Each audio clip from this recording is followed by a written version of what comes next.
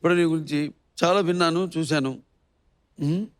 ఇప్పుడు నీ కోసం ఒక ఆవిడ వచ్చారు. అవునా?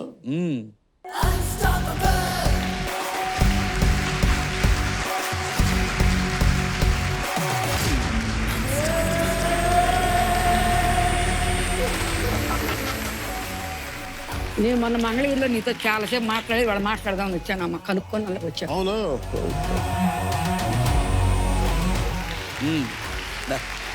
ఎలా ఉన్నావు?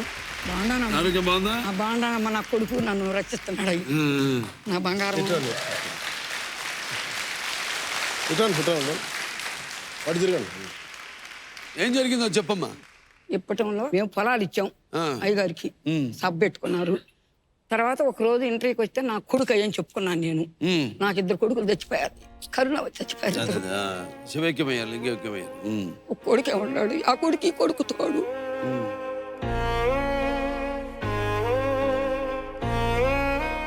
అయితే నేనేం చేశానంటే అయ్యా, వాళ్ళు ఏమన్నారంటే ఇట్ట కొడుకు అని చెబుతున్నా, నీకు ఊరికి అనుకున్నారు. నా బిడ్డ కనపడ్డాడు అనుకున్నాను. అనుకున్న తర్వాత మా ఇల్లు పడేశారయ్యా. మా ఇల్లు పడేయగానే సార్ గారు మయ్య వచ్చాడు. మమ్మల్ని ఆదుకున్నాడు.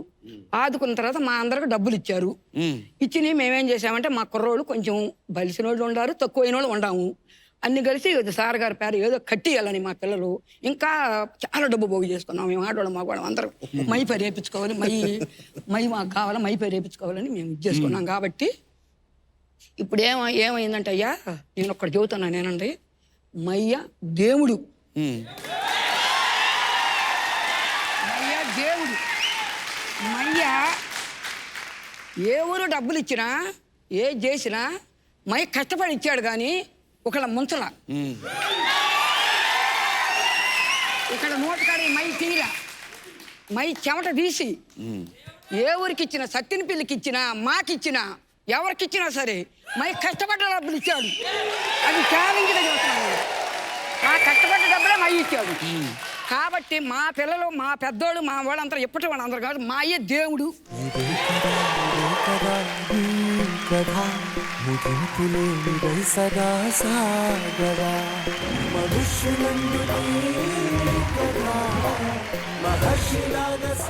ఇది దేవుడే.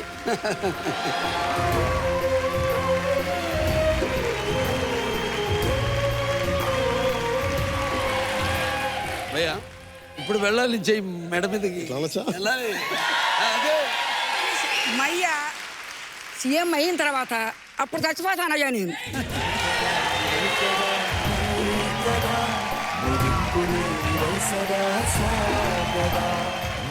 ఇప్పుడు మీ సాక్షిగా ఇప్పుడు మీ పార్టీ, నా పార్టీ, ఇంకొకరి పార్టీ అని కాదు, నువ్వు ఎప్పుడు మాట్లాడినా, ఇప్పుడు ఎక్కడ మాట్లాడినా అందులో ప్రజా సంక్షేమం కనిపిస్తుంది. నీ సంకల్పం గొప్పది కళ్యాణ్, నీ పోరాటం ఫలిస్తుంది. ఆ తల్లి ఎంతకందా బంగారం కొడుకుని, ఈ ఒక్క కొడుకు చాలయ్యా దేశానికి. ఈ జన్మకి నన్ను అమ్మ అని ఎప్పుడు అన్నాడు, నా బిడ్డేనయ్యా నాకు.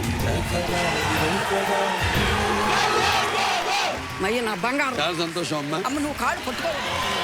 నిస్వార్థమెంత గొప్పదో ఈ పదము రుజువు కట్టదా, శిరాలు లక్ష వంపదా, చిరాక్షరాలు రాయదా. ఓకే.